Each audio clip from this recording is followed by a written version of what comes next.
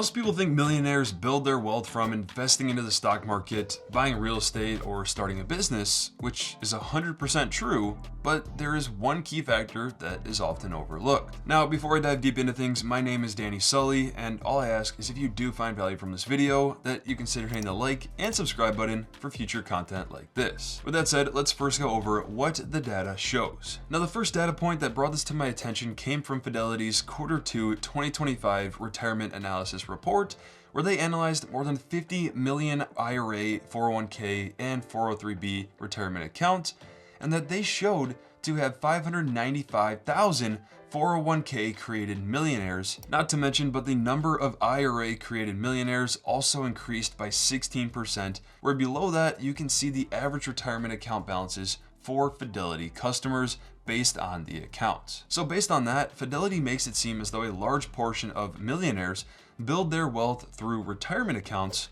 but what about real estate? According to the billionaire Andrew Carnegie, he famously said that 90% of millionaires got their wealth by investing in real estate. In fact, many successful real estate investors also push the concepts on how valuable it is to invest in real estate in order to build wealth. So no question can real estate be a great investment and offer amazing benefits, but is it really the main reason for why certain Americans are becoming millionaires? Now, as you can see, further data reposted by the NASDAQ stated how only 5.3% of the US population would possess $1 million worth of real estate, and even more interesting is that only 5% of Americans own more than one home. So as I was curious on this topic, I dug into a research report from the Federal Reserve of San Francisco that analyzed the total returns for equity investing when compared to real estate, which includes capital gains and income that is generated, specifically for the US. Looking at data that was analyzed over the past 125 years, the total return of investing into equities would have returned a total of 11.08% of an average annual return when compared to real estate at 8.87%. And so while real estate is a great way to invest and diversify your assets, because of the higher barrier of entry, the ability for everyday Americans to become a millionaire, you would think that more would come from using retirement accounts, where nearly anyone can set up automatic investments from their paycheck every 2 weeks into a broad market index fund throughout their entire career. And regardless of your income level, if you do that, you're very likely to hit $1 million if you stick with it long enough. But we have yet to discuss the ability to become a millionaire by starting a business. Of all the statistics we could look at, realize that 96% of businesses in the US as of 2024 generate less than $1 million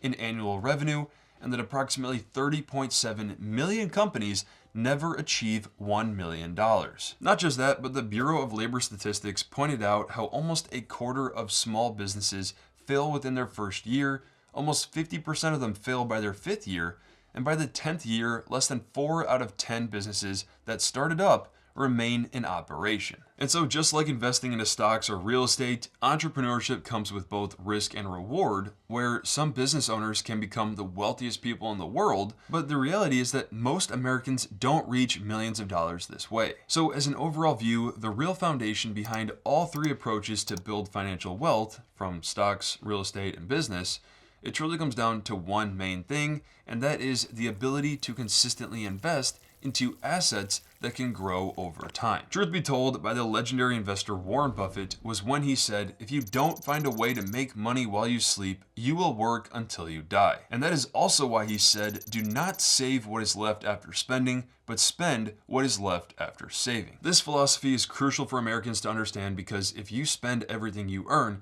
you'll never be able to grow your savings enough to last your entire lifetime. And so this sole reason is why I just recently released my new startup, InvestLane, where our mission is to help others learn how to save and invest wisely in order to build lasting wealth. And while we're primarily focused on the stock market, understand that of the three main approaches, I would say that the stock market is likely the most common option, that is most accessible to nearly anyone, and may even contain the least amount of risk in order to grow your savings enough to successfully retire one day. Where I would then say after that, real estate would be second on the list, and then to build up a successful business would likely be the hardest option. Of course, this entirely depends on how you approach each and your personal lifestyle, But interestingly enough, this exact risk typically has an indirect relationship with the potential reward, where most business owners could reap the most, then real estate, to then stock market investors. But knowing that, at the core, the number one reason Americans are becoming millionaires is because the key is staying consistent. Now understand that consistency in what you do or go after is different for everyone, but a quote I really like here from Dwayne Johnson is when he said, "Success isn't always about greatness, it's about consistency. Consistent hard work leads to success. Greatness will come." And to bring a Rocky quote into this, it ain't about how hard you hit, it's about how hard you can get hit and keep moving forward. So regardless on if you choose to stick with stocks, real estate, or start a business, or combine any of them together, as long as you stay consistent, the opportunity is more achievable than many people think. For example, a story that caught headlines was about a janitor from Vermont who amassed an $8 million fortune where he left most for his library and hospital. But the amazing point to realize here is that he didn't need a massive paycheck to become a millionaire. He literally just saved his money as best as he could and invested it into many strong companies like Wells Fargo and Procter & Gamble. But if you want to take the simplest approach, you could invest into an S&P 500 index fund that would allow you to get instant exposure to the broad US economy, where an ETF like Vanguard's VOO makes this incredibly easy to do, and it's actually what Warren Buffett suggests when he famously said, for the ordinary investor, the best thing to do is buy 90% in an S&P 500 index fund. And so with data going all the way back to 1957, the S&P 500 has delivered an average annual return of just over 10% per year. This means if you were just starting your career and you do this for 40 years, investing $500 per month, which is $125 per week, then you could end up having nearly $3 million for retirement that could last the rest of your life. But a key thing here is to always remember to factor in inflation. Now, if we look at the business side of things, Panda Express is a great example because the couple, Andrew and Peggy Churn, have been together since day one of Panda Express, where they've spent decades building their business, with the first restaurant that they've opened in 1983. Which, if you do the research, many of the top businesses you may have heard of or see today likely have been around for many years in order to get to where they are now. Knowing that, let's now go over a quick overview on why it works. Now, the reason staying consistent works for nearly any skill set that you are aiming to achieve is because small, repeated actions with continuous learning to improve compound over time. So if you want to be a professional in anything, let's say tennis, the first time that you hold a racket in your life, you will not be good enough to play with the pros. Period. And that is because most of the pros that have been doing their specific sport, job, finances, business, it's because they have done the reps and have learned from the mistakes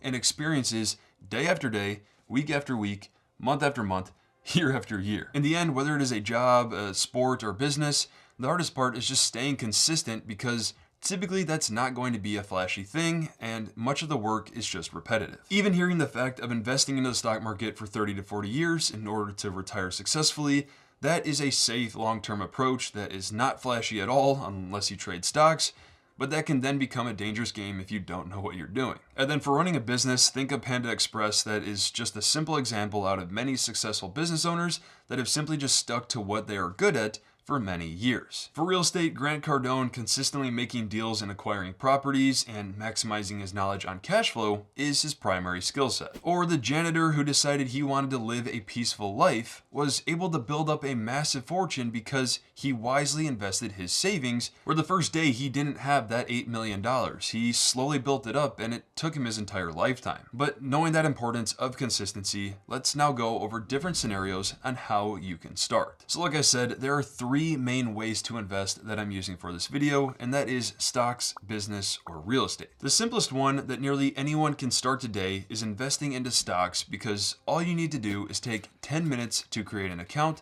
and deposit money, and then you can simply buy stocks like Apple or an index fund like the S&P 500, where you can instantly gain exposure to 500 of the largest US-based companies all within one simple purchase. You can start as small as you want, so let's say $50 that you put into the account, and you can easily set up recurring investments so that every week or so, you have your money getting invested into whatever investment it is that you choose. So as a whole, when it comes to stock market investing, it's really not that hard to do, and the biggest thing to realize is that the safest approach that historically has worked for many investors, especially investing for retirement, is from owning a broad index fund long term that is completely hands off. So of the three, this is the most common method that is most accessible because you don't need much time or skill, because if you simply buy index funds, it is super easy to do. And if you're one that doesn't want more projects to take on, this is by far the simplest approach. Where if you are investing into real estate, to get started there, you may need a good amount saved up front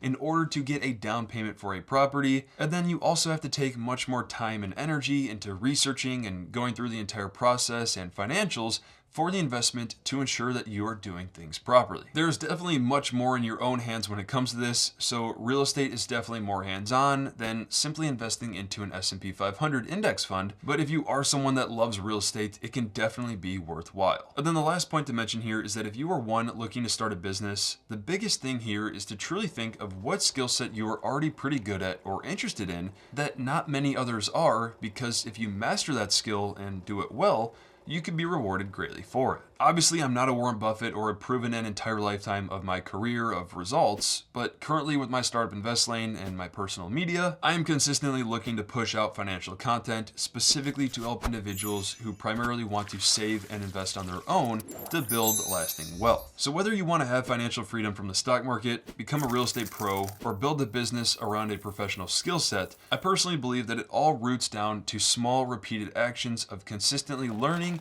and trying to improve that can lead to the massive results down the road. To put this into perspective, Steph Curry hit over 4,000 three-pointers in the NBA, but my guess is that he shot more than 1 million threes throughout his entire life. Now, if you want to earn more interest on your savings or start investing into the stock market, I'll have a direct link below to some of the top high-yield savings accounts and brokerage accounts that are currently available in the market. End of the day, I want you to do what's best for your finances, but do know that depending on the ones you choose, I may earn a commission for it, which is greatly appreciated. And as always, don't forget to hit the like, subscribe, and notifications button for future content like this.